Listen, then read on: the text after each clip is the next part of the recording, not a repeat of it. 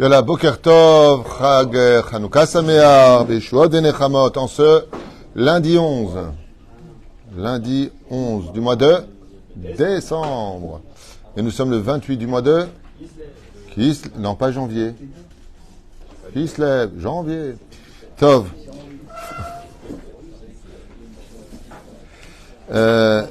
Le chiour de ce matin, Bezrat Hashem, je remercie d'acheter.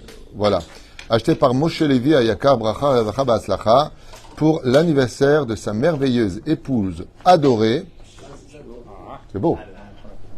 Apparemment, il vient de se marier. Non, c'est la blague.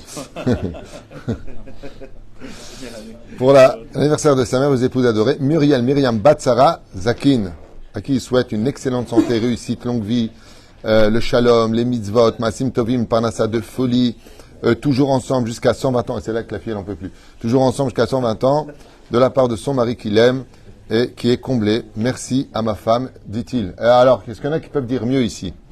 Hein? Voilà, vous dites qu'il n'y a pas de couple heureux. Voilà. Il veut se racheter. J'aime bien les commentaires. À mon avis, il veut se racheter.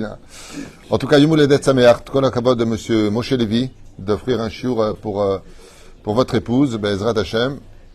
Sheniske, mettre les shrina, comme la Gemara l'idée dans Sata Yudzaïn, Zouk Shezacha Shrina Shruya Benehem, quand un couple il a le mérite de vivre dans le respect mutuel, eh bien la shrina réside parmi eux, une maison remplie de chesed. Baruch Hashem, c'est ce qu'il faut, rempli de alpi halacha, comme ça il n'y a pas de dispute. Hein. Ce qui est permis est permis, ce qui est interdit est interdit. Et si tu n'es pas content, tu vas au kotel. Tu vois, comme ça tu es tranquille, avec des livrets Torah à table, remplis de bons souvenirs, hein, des moments figés d'éternité, de belles choses. La pureté familiale pour avoir envie de se refréquenter le plus vite possible. Vous avez remarqué que les mecs, dès que la femme elle dit qu'elle est nida, on est un petit peu dur avec elle, et dès qu'elle annonce que demain ou après-demain elle va au mikvé, on est aouh. Vous avez remarqué ça un petit peu. On est tous un petit peu. Non, le mec il me fait en face, non pas du tout, moi. Non. On parle pas de toi, on parle des gens normaux. On évitera vos commentaires. Voilà. Donc, en tout cas, franchement, je pense qu'on a assez d'ennemis autour de nous pour se faire la guerre soi-même à la maison. Enfin, c'est ce que je pense. Surtout avec cette génération très très particulière où les enfants, comme encore hier soir, j'étais au téléphone avec des parents qui souffraient énormément de la conduite des enfants, du comportement des enfants. C'est vraiment pas évident du tout ce que l'on vit. Et Ratson, que la Géoula vient vite, puisque c'était prévu dans la Gemara et que Eliyahu rapportera le cœur des enfants à ceux des parents, où il y a un total illogisme entre la pensée des uns et la pensée des autres. C'est-à-dire qu'on a tellement persuadé tous d'avoir raison de notre côté à nous que chacun reste sur ses positions sans tenir compte peut-être de l'objectivité du Hémet, celui tout simplement de la compassion. Enfin bon, c'est un sujet pour lui-même.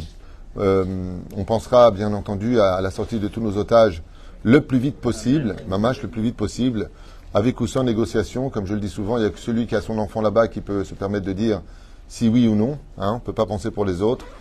Et il y a ceux qui sont dans les mains du Hamas, et puis il y a ceux qui sont dans les mains de l'assimilation. Et puis il y a ceux aussi qui sont dans les mains du Satan. Les gens ne le savent pas, et c'est ce cours qu'on va développer aujourd'hui. C'est une question qui m'a été posée hier soir, et ça m'a un peu réfléchir. Donc, professeur, on vous attend au virage. Pour le sujet qu'on a, en même temps, Vadaï, on bénira tous nos Chayalim, Kashem Shporotam, garde tous nos juifs de Galout qui sont dans l'insécurité, que Dieu les protège, et qui invite une grande Géoula pour tous les malades d'Israël, Rabbi Shlomo Ben Zera Yakar, Sarah Bat Sassia, Moratimi Akdosha Torah, Kol Am Israël, la liste est longue, Leinu Ishmat Kol Mete Israël, et on commence le Shiur. Hier, on m'a posé une question. Apparemment, dans les réseaux sociaux, il y aurait des vidéos qui sortiraient sur des gens qui auraient vendu leur âme au Satan. Est-ce que, Béhémet, c'est vrai, ce genre de choses? C'est la question qui m'a été posée. Qu'est-ce qu'il y a? Est-ce qu'on peut vendre? La question, donc, une personne me dit, regardez, un petit tout, il y a certaines chanteuses, chanteurs, acteurs, ou certaines personnes qui, alors lui, là-bas, au fond, il me dit, oui, on peut, ouais, je connais, ouais. T'as vendu ton âme, Yatik. Est-ce qu'on peut ou pas rentrer dans cette dimension de vendre son âme au Satan? Sheila Tova, Behemet, Me'od Manyenet.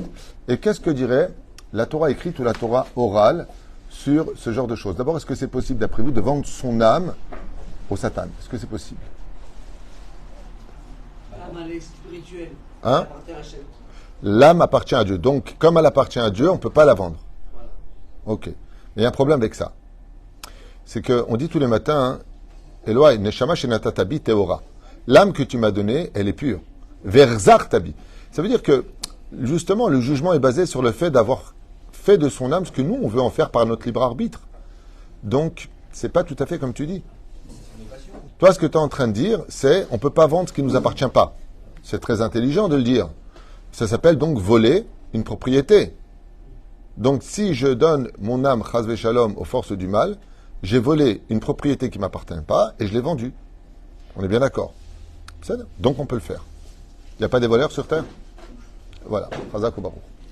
Alors, qu'est-ce que ça veut dire vendre son âme au diable? Mamash, Mazé Omer, quand on dit vendre son âme au diable, est-ce que Béhémet, oui ou non, cela existe? La réponse est oui, absolument.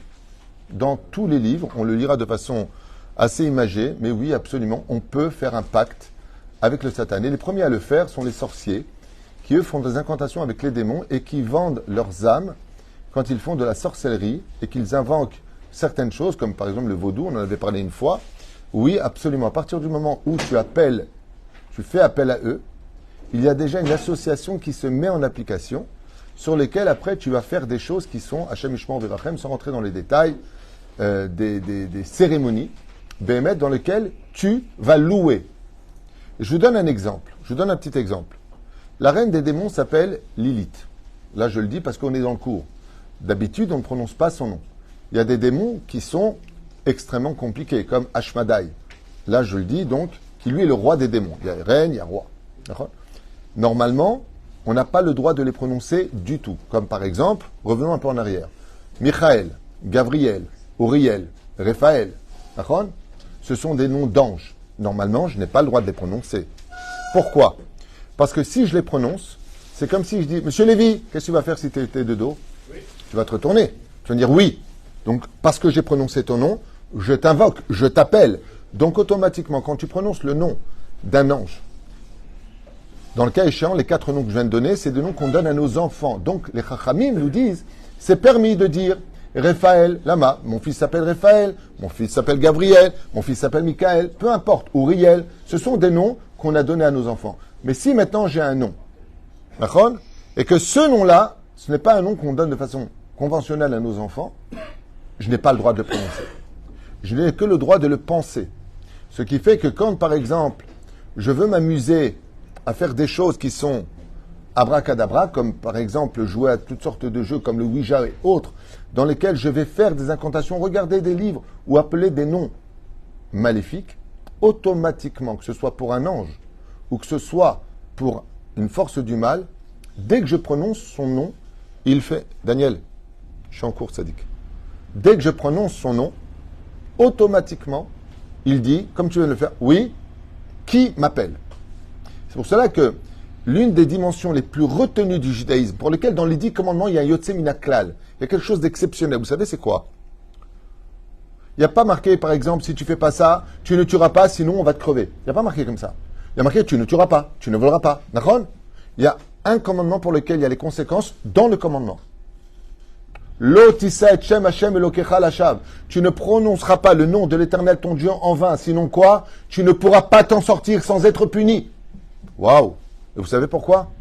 Parce que nous, les Juifs, on ne se rend même pas compte. Nous, en tant que Juifs, on ne se rend même pas compte que quand on prend un verre d'eau et qu'on dit Baruch Ata Hashem Elokeinu Melech Haolam, Shaka Unyabit Baro. C'est comme si que tu dis, imagine que tu as un roi qui est là, qui est omniprésent, omniscient. Ok? Tu dis, mon roi. Donc qu'est-ce que fait le roi? Il se retourne. Ouais, il se retourne parce que tu as dit son nom. Il se retourne. Et toi, tu lui donnes le dos. Oh, quand tu dis une bénédiction, Baruch Ata Hashem, que tu vas prononcer ce nom-là, sache que tu le veuilles ou pas, que tu y crois ou pas. Je vous parle des mondes parallèles que l'on ne voit pas. Et c'est pas parce qu'on ne voit pas qu'il n'existe pas que Akadosh Baruch Hu te regarde bidjouk à ce moment-là. Dès que tu dis Hachem, et c'est pour ça que pour ne pas qu'il se retourne, c'est qu'on va dire Hachem, Adobai. Mais si je dis Ado, plus loin, Naï, je provoque automatiquement son regard sur moi. C'est pour ça que quand Dieu est effacé, il dit tu m'invoqueras et Aster Astir Panaï, et je te donnerai le dos. Vous savez pourquoi Dieu nous dit je te donnerai le dos? Pour te dire que toute la journée, il te regarde. Qui est né Hachem, les yeux d'Hachem sont sur toi du matin au soir, il te regarde. Et dès que tu l'invoques, il te dit oui. C'est pour ça que c'est très important pour nous d'être très vigilants dans la prononciation. À un tel point que la Gemara nous dit dans Baba Metzia Nunchet Amud Bet, Amechanet Chavero, celui qui donne un surnom à son prochain. Il appelle Zablata, espèce de Hmar, alors que son nom c'est tout simplement Mordechai, c'est Yaakov, et il va lui changer son nom de façon péjorative. Il descendra au Gehinam et ne remontera plus, dit la Gemara. Ma? Pourquoi? Il dit parce que là tu viens de falsifier le regard de ton prochain qui est à l'image de Dieu. Tu n'as pas le droit de dénigrer le nom d'une personne. Dis-moi la sabbat. Tu dis comme ça à quelqu'un, c'est pire qu'une humiliation. Yored Gehinam, la Gemara nous dit, et remonte pas. Lama. Parce que le fait de prononcer un nom, c'est l'essence même du corps pour lequel cette personne se retourne sur toi. Vous voyez, quand une personne est décédée, qu'est-ce qui reste? Une seule chose, son nom. Et la reine, toutes les personnes qui font des pactes avec la Gdusha, toute la journée, comme c'est marqué par la paracha de Yosef, qu'est-ce qu'il dit Rashi? Pourquoi est-ce que Yosef Hatzadik qui réussissait tout? Ki Shem Hashem Shagour Bepiv. Vous vous rendez compte ce qu'il dit Rashi? Toute la journée, le nom de Dieu était sur sa bouche. Baruch Hashem, si Dieu il veut, avec l'aide d'Hachem, Hachem, Hachem. Qu'est-ce qu'il a provoqué? Étant donné qu'il ne faisait pas un demi-pas sans rappeler Hachem, il avait constamment Hachem qui était en train de le regarder. Il disait, oui Yosef, oui Yosef, oui Yosef, qu'est-ce que tu veux? Qu'est-ce que tu veux? Qu'est-ce que tu veux? Et c'est pour cela que si tu appelles Hachem et que Dieu te regarde, vous savez c'est quoi le salaire? C'est que les yeux des autres ne peuvent pas t'atteindre. C'est pour ça que les lettres de Be Ezrat Hachem, Bet Ain He, c'est les initiales de Bli Ainara. Car quand Dieu te regarde, c'est les yeux des autres qui partent. Mais quand tu vis sans Dieu, ce sont les yeux des autres qui te regardent. Et c'est eux qui t'observent parce que tu parles que de toi. Et moi j'ai acheté, et moi je possède. Cet homme est tapé, tais-toi. Parce que les yeux sont un langage énergétique, positif ou négatif. Comme le dit la Gemara dans Maseret Avot, là-bas on nous raconte que Rabban Yochanan Zakai avait 5 Talmidim. Et qu'est-ce qu'il dit Rabbi Eliezer? Aïn Tova, quelle est la plus belle des choses qu'on puisse trouver? Un bon œil. Et la pire des choses, un mauvais œil. Donc si tu veux Hachem avec toi, si tu veux que les yeux d'Hachem t'illuminent, alors il faut que tu l'appelles. Tout comme vous avez un salaire extraordinaire pour chaque chose que vous allez faire. Vous achetez un nouveau vêtement, Baruch Ata Hashem Elokeinu Melech Haolam Shehayanu Vekiyemanu Vehigianu Lazemanazeh. Tu viens de prononcer le nom d'Hachem. Hachem, il te bénit pour ce vêtement parce que tu n'es pas sans lui. Alors tout comme Ze Keneged Ze Hashem, maintenant vous allez comprendre, étant donné que tout ce qu'a fait Hachem à droite, il existe aussi à gauche. Donc quand tu viens et que tu dis des choses qu'il ne faut surtout pas dire, et je vous affirme une chose, je vous donne un exemple des plus communs. Vous savez combien de gens vendent leurs âmes au diable? Les personnes qui sont colériques. Vous savez combien de fois ils se vendent par jour au diable? Le Zohar Kadosh nous dit quand quelqu'un se met en colère, la shrina fuit la maison, et qui vient? Le Satan, il vient. Les murs s'imprègnent de cette colère. Ce qui fait qu'une personne qui est invitée, il arrive là-bas, il peut très mal parler à sa femme. Pas parce que il est mauvais, parce que comme les murs ont des oreilles, les murs ont aussi des bouches. Et donc elles vont extirper d'elles ces énergies négatives qui se traduisent par ce qu'on appelle des clipotes dans le monde de la Kabbalah et qui sont ptuchim ala adam. C'est pour ça que c'est très important de retenir que dans les études que moi j'ai fait en tout cas par rapport à ça, pas l'homme qui vend son âme au diable, tel qu'eux ils aiment bien le dire, mais qu'est-ce que c'est quelqu'un qui a ouvert son cœur, qui appartient aux forces du mal, et où est-ce qu'on le dit qu'on peut vendre son âme au diable tous les jours, matin et soir? Vous êtes au courant bien sûr. Matin et soir. Oui, dans le schéma, qu'est-ce qu'on dit? Dans le schéma Israël. Vous ne suivrez pas d'autres dieux, n'allez pas avec eux. Mashma, tous les jours, Midoraïta, on le dit. Velotilchua hare elokim acherim, ne suivez pas d'autres forces. Mashma mikan, que tu peux te vendre à eux. Et qu'est-ce que ça signifie techniquement, se vendre à eux? C'est ouvrir grand les volets à toutes les clipotes extérieures.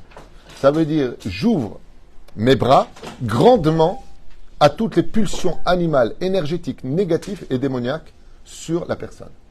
Mais en contrepartie de ça, qu'est-ce que j'y gagne?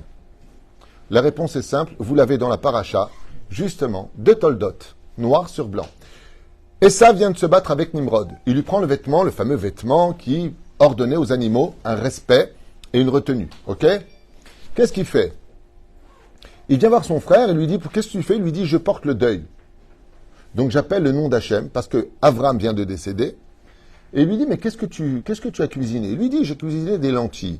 Mida Adom ha Adom Azeh. Et qu'est-ce que fait Esav? Il vend son droit d'aînesse. Donc regardez bien ce qui se passe. Il vend son droit d'aînesse. Et avec ça, qu'est-ce qu'il vend? Son lamaba, sa place à Marat Marpella, son droit de Bechor, c'est-à-dire d'héritage, il a tout vendu. Mais qu'est-ce qu'il gagne en retour? Il devient roi de Séhir. Il devient roi. Et il a avec lui, comme le dit le Ben Ishraï, à propos de la Gemara dans Masechet Shabbat, de Daf Kuf Yutchet Amud Aleph, dans son livre Ben Yoyada. Qu'est-ce qu'il dit le Ben Ishraï?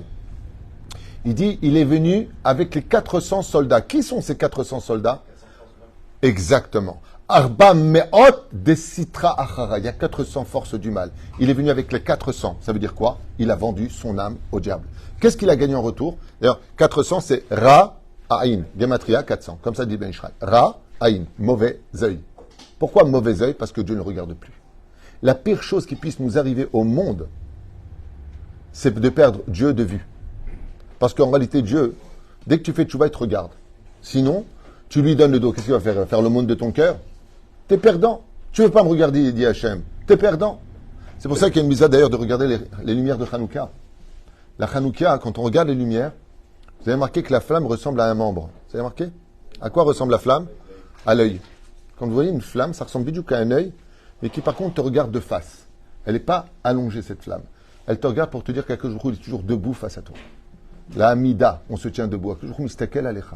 Dieu, il te voit. Quand les gens disent Dieu m'a abandonné, il n'a plus rien à faire de moi. C'est le contraire. C'est toi qui l'as perdu de vue. Dieu ne t'a jamais perdu de vue parce qu'il a besoin de toi pour que tu réussisses ta vie et que tu retrouves les prinat mabatainaim, ce qu'on appelle avec les yeux. C'est pour ça que la Géoula viendra par les membres qu'on appelle les yeux. Tant qu'on n'aura pas protégé nos yeux, il n'y a pas de Géoula. Chez Neymar, ki aïn, be'aïn, ir'u b'shevachem Tzion. Quand ton œil sera dans mon œil, tu verras le retour de Tzion. Mais la reine, qu'est-ce qu'il fait Esav? Je finis avec ça avant de te donner, parce que je vois que vous avez des questions. Une chose très, très importante et judicieuse, c'est tout simplement que Esav, il a tout. Il n'a pas la maladie. Il est puissant. Tout le monde le craint. Quand il fait un concert, il y a 100 000 personnes. Il gagne 1 tonne d'oseille. Mais de l'autre côté, il va plonger dans la drogue, dans la débauche sexuelle, dans la vulgarité, dans des signes, dans des sectes, dans des cérémonies. Hachem Ishmor Virachem. Ils deviennent des épaves, sachez-le. Ils deviennent, il y a très très longtemps, j'ai parlé avec une personne qui était du Maroc, un musulman, qui m'a raconté que dans les trucs qu'ils font, les pâtes de poulet, les machins, les trucs, les chouettes, il m'a dit, sache une chose, on devient des esclaves. On gagne bien notre vie, hein. On prend 2 000 euros, 3 000 euros pour, on va faire partir telle fille, on va faire venir tel garçon, ils font des choses. Mais de l'autre côté, tu deviens esclave, tu n'es plus libre de rien, tu travailles que pour eux. Le Zohar Kadosh nous apprend quelque chose de plus grave. C'est qu'après ta mort, tu leur appartiens aussi. Si tu vends ton âme, quel avantage tu as de vendre ton âme? Quand il a pris la marmite de lentilles Esav, qu'est-ce qu'il a marqué? Il l'a avalée pour se rassasier. Le Satan, il te dit, c'est très simple. Regarde dans le judaïsme comment ça se passe quand tu es avec Dieu. D'accord? Schar mitzvah hay al maleka. Il n'y a pas de salaire dans ce monde pour les mitzvot. C'est vrai qu'au niveau du judaïsme, ça fait un peu les boules. Hein. Le mec, il met les tefilines le matin, il prie, machin, il met les tefilines, et puis il étudie la Torah, il donne la tzedaka. Le bon juif. Shomer Brit Mila, Shomer Enaïm, même sa belle-mère, il a gardé, il a tout gardé. Il est magnifique. Ok? Il est bien le mec. Ok? On lui dit, quand tu vas crever, dans la tombe, là-bas, tu vas recevoir un salaire Chaval al-Azman. Le Satan, il te dit, oh, buvons, mangeons, dansons, car demain nous mourrons. Le Satan, il te donne le salaire maintenant. La Torah, elle te donne le salaire après. Entre maintenant et après, qu'est-ce qui est plus aguichant? Qu'est-ce qui est plus attirant? Maintenant.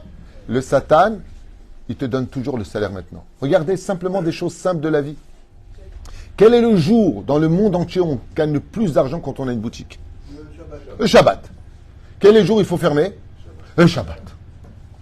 Pourquoi tu fais ça? Et pourquoi tu fais ça? Le Shabbat, là, qu'est-ce que tu fais? Tu ne la fais pas la semaine. Et Dieu, il te dit, non, Shabbat, c'est la source de bénédiction. Le mec, il a sa boutique, il ferme, c'est le seul qui est fermé. Tous les autres travaillent à bloc. On lui dit, ouais, mais ils ont beaucoup d'oseille, mais ils n'ont pas la bracha. En attendant, ils sont partis en vacances. Moi, j'ai plein de dettes, je fais quoi? On dit Chazak ou Baruch.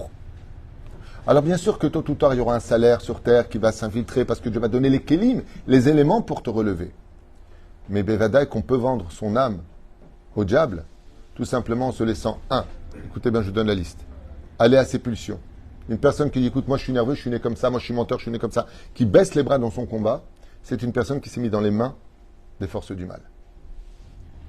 Quelqu'un de vulgaire qui se laisse aller à ses pulsions animales, c'est quelqu'un qui a laissé son âme dans les mains du Satan. Vadaï Sheken.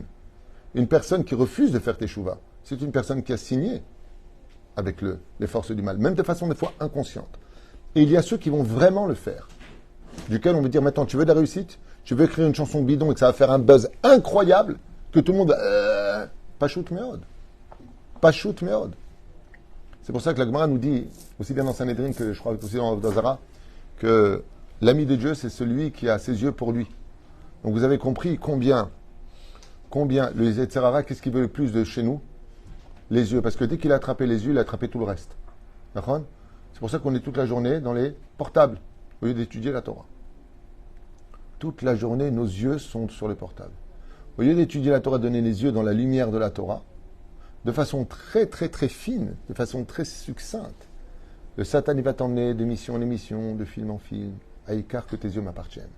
Avec toutes sortes d'injections de tout mal éminéem, à un tel point que ta vie est passée par des chemins que tu as complètement raté de voir. La Gdusha de la Torah. Ce qu'on appelle d'ailleurs, c'est quoi le Olam Haba? Ne'ene miziv hashechina. C'est de voir Dieu dans le Olam Haba. C'est-à-dire de voir l'émanation divine. Parce que Dieu ne peut pas le voir dans l'absolu. Ken, c'est quoi ta question? Non, juste, c'est pas une question, mais je pense qu'il faut dire c'est quoi le diable en fait? Parce que des fois on a l'impression que, en tout cas l'égoïsme, 3 milliards de personnes sur Terre pensent que c'est un rival de Dieu. Non, le Satan, c'est pas un rival de Dieu, c'est un bouffon de Dieu, c'est un ange. C'est un ange réel qui a été créé, qui s'appelle le Satan. Il a plusieurs noms, on l'appelle le Yetzer Hara, on l'appelle le Menouva. La Gemara nous donne une liste, deux Gemarot d'ailleurs, nous donne la liste de ses noms. Il a la Malachma Mavet, on l'appelle l'ange de la mort. Il a plusieurs noms, mais il est en haut de la chaîne, c'est-à-dire qu'il est vraiment roi. Dieu a fait de lui, tout comme Matat, plus loin, trône, est un roi, c'est-à-dire il est ministre. On va dire ça comme ça, on va appeler ça des ministres, pas des rois. Ils sont des ministres. Et lui, c'est le ministre du libre arbitre. Ça veut dire que le meilleur ami qu'un homme puisse avoir dans sa vie, le meilleur de tous, c'est le Yetzer Hara. Comme Rabbi Yehoshua ben Levi qui étudiait avec le Yetzer Hara. Mais à la condition où il a fait faire Teshuvah au Yetzer Hara. Parce qu'on peut faire Teshuvah à notre Yetzer Hara. Ça veut dire que notre Yetzer Hara peut devenir ton meilleur ami si tu l'as mis en laisse. En fin de compte, vous avez compris un petit peu l'idée. Le Yetzer Hara, tu arrives à le vaincre, il te bénit. Il te dit, le Kraochimcha Yaakov, Kim Israël Shemecha. Le Yetzer Hara peut te bénir en disant, maintenant tu montes de degré. Mais si c'est lui qui te met en laisse, tu deviendras un toutou au doigt et à l'œil. Il te chahitoura exactement là où il faut pour t'emmener là où il veut et que tu perdes toutes les données de la Gdusha. En d'autres termes, nous, on doit fermer notre cœur aux forces du mal et ouvrir notre cœur droit aux forces du bien. Lui, ce qu'il veut, c'est tout le cœur. C'est tout le cœur. Lui veut que même le bien que tu fais lui appartienne. C'est-à-dire on peut servir le mal au nom du bien aussi. C'est pour ça que la Gemara nous dit dans Sanhedrin, le Yetzer Hara, il vient ou habillé en chassid ou en rachat. Il peut venir aussi en chassid. Au nom de la Torah, je peux tuer plein de gens. Au nom de la Torah, je peux redonner la vie à tout le monde. Sama haïm, sama mavet. Faire très attention à ces dimensions-là. Mais à partir du moment où on rentre maintenant dans le domaine du showbiz, est-ce que oui ou non, comme il m'a posé cette question, est-ce que ça existe vraiment? Réponse, oui, absolument. Des gens peuvent, bon, c'est des incantations à faire, avec leur sang signé et dire que leur âme, enfin s'ils en ont encore une, Béhémet, ils la donnent. Et c'est pour cela qu'ils seront constamment dans l'incantation à chanter des chansons en l'honneur du Satan ou de tout ce que vous voulez. Des chansons qui iront dans ce sens avec des musiques de trance.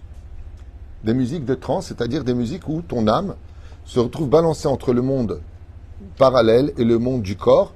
Et pourquoi c'est important ce système-là? Parce que dès que tu sors dans cette finesse très très fine de ces deux mondes parallèles, eh bien, tu peux voir des choses. Hachem Ishmor Ve'irachem. Hein? Alors, pour les non-juifs, oui, elle peut être définitive.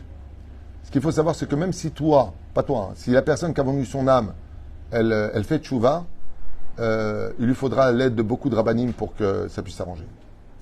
Il faut beaucoup de mikvé, il faut beaucoup pleurer, il faut aller sur la tombe des tzadikim. Pourquoi? Parce qu'une fois que tu leur appartiens, eux, ils ne te laissent pas tomber.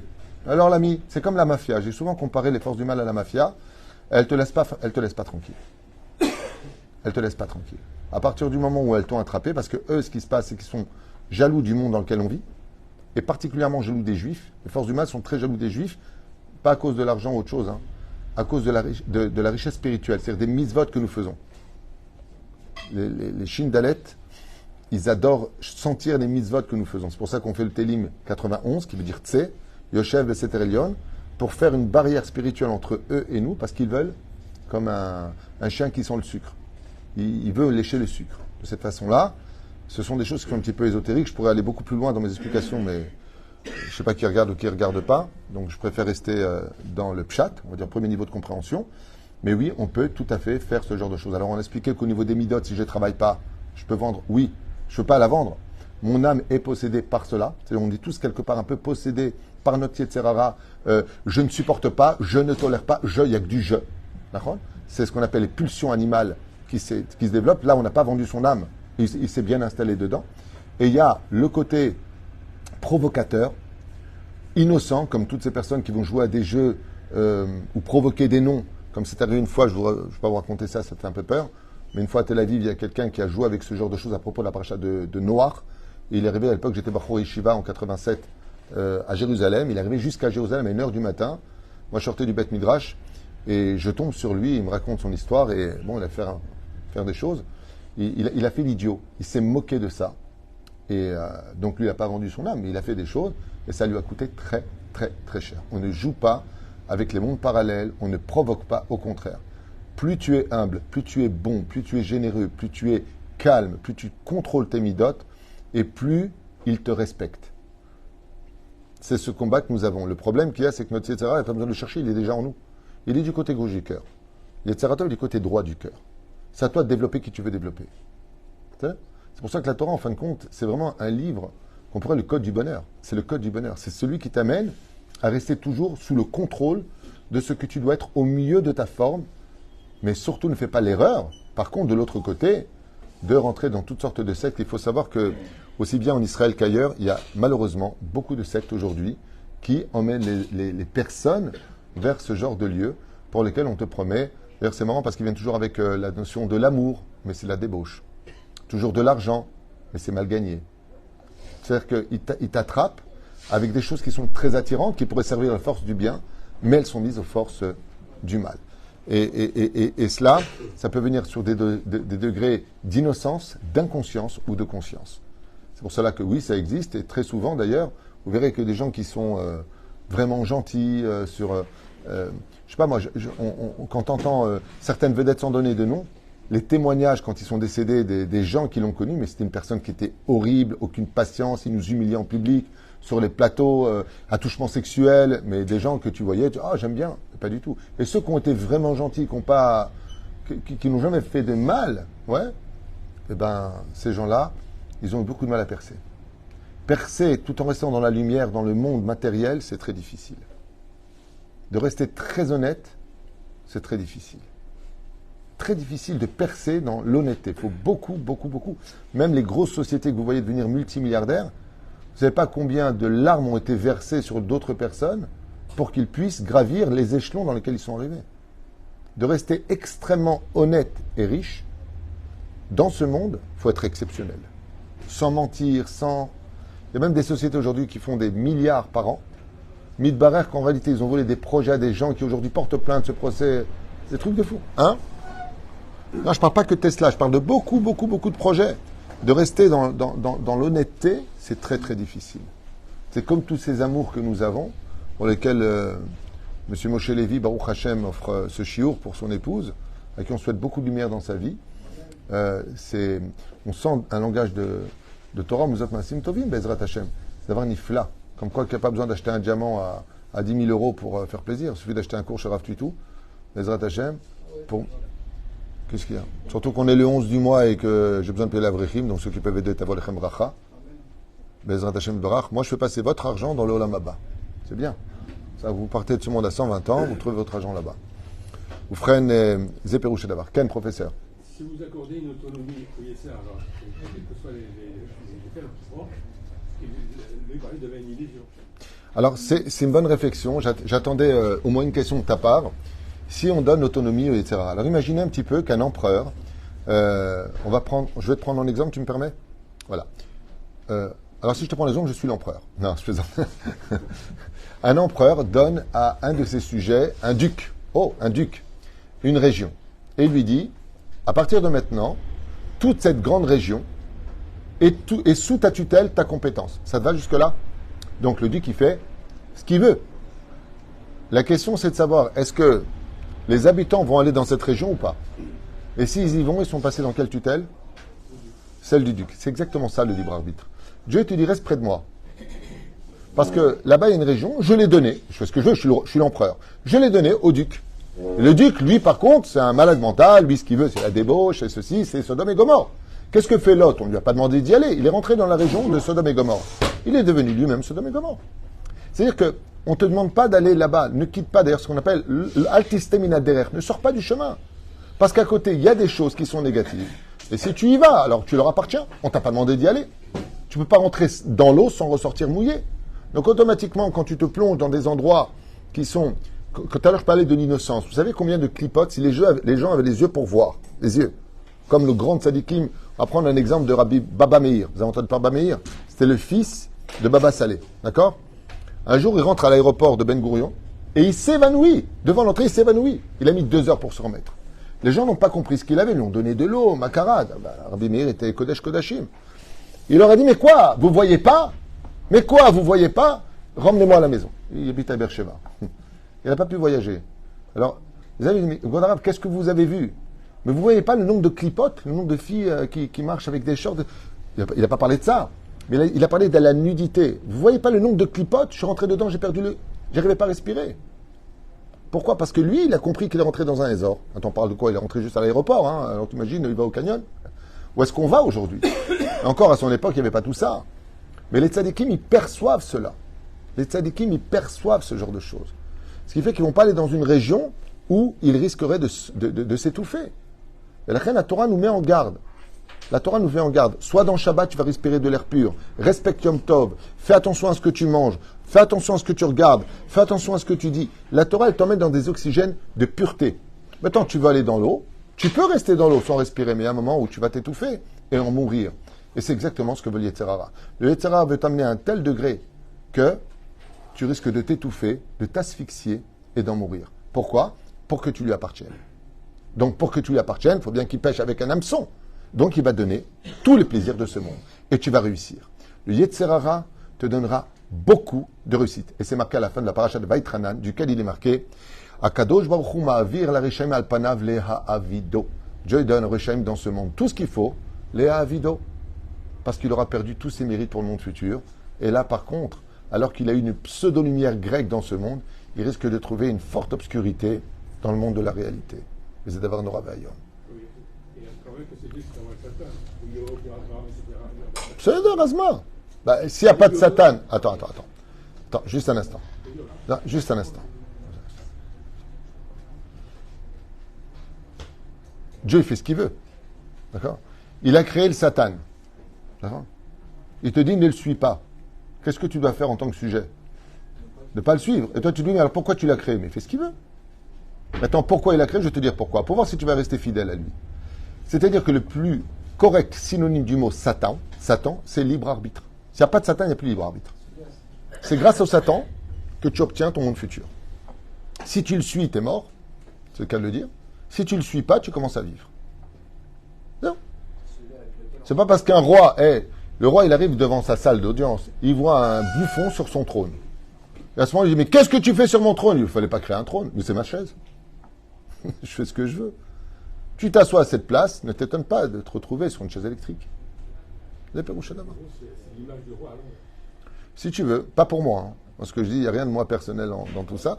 Mais oui, enfin, en tout cas, pour répondre à ce garçon qui avait posé cette question, que je pensais être un sujet intéressant à développer avec vous, c'est, oui, on peut tout à fait vendre son âme à la Sitra Achara, donc au diable si vous préférez, qui est un ministre des forces du mal, qui a une horte incroyable avec 5 reines démons, des rois aussi, qui sont dans des postes précis, qui appartiennent à des pulsions bien précises sur Terre.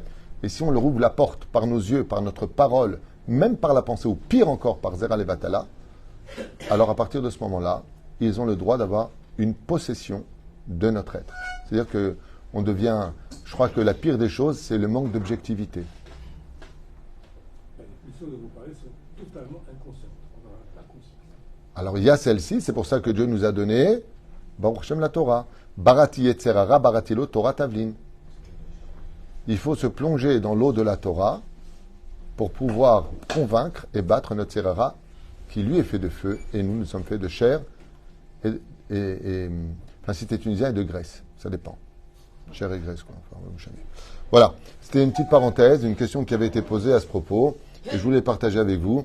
Donc ne soyez surtout pas jaloux de ces vedettes, de ces acteurs, de ces grands chanteurs qui percent et qui font des millions et qui ont.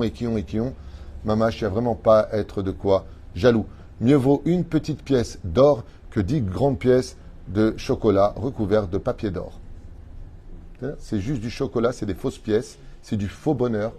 Et là, vous voyez, ils sont tout le temps en train de divorcer, tout le temps en train de ceci.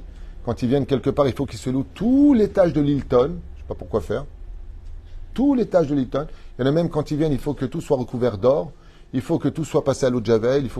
Ils sont prisonniers d'un système. Quand tu entends ce qui se passe, tu dis, mais ils sont fous, les gens. Mais ils sont fous, les gens. Moi, je sais pas, je serais chanteur, par exemple. Je viens dans ma suite de l'Hilton. Ce que je veux dans le même couloir, ce sont toutes les personnes qui viennent travailler avec moi. Je veux qu'ils soient avec moi. C'est un travail d'équipe. C'est un travail d'équipe. Non, tout l'étage, il est que pour moi. Je ne veux personne autour. D'abord, excuse-moi de te le dire, mais si tu manges des faillots, tu pètes. Et si tu bois du coca, tu rotes. Hein. Je veux dire, t'es humain. Hein. Faut pas non plus... à Kol Besed et à prendre une belle suite. Mais non, c'est de la folie. C'est de l'argent dépensé dans la folie. C'est des gens qui se refont même des dents en or. Il y a même qui, c'est pareil, ils se font des cheveux en or, j'ai entendu. Des cheveux en or. Avec des tatouages partout.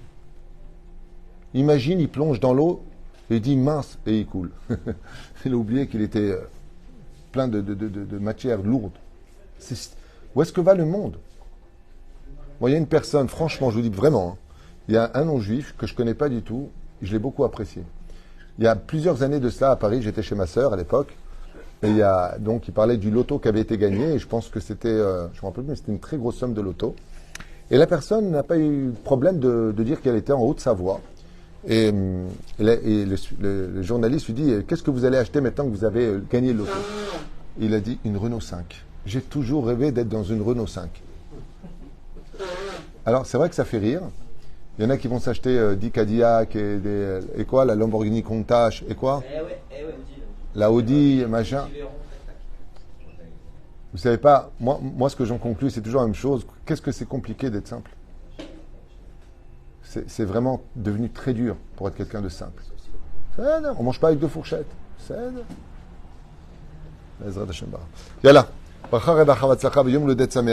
Et ratson que ce genre d'études nous fasse comprendre qu'on a intérêt à rester dans les lumières de Hanouka, dans les lumières de la vie et dans les lumières des bons anniversaires, puisque la plus belle flamme qui brûle dans le cœur d'une personne, c'est l'amour qu'il porte à l'autre. Kol Tov et Litraot.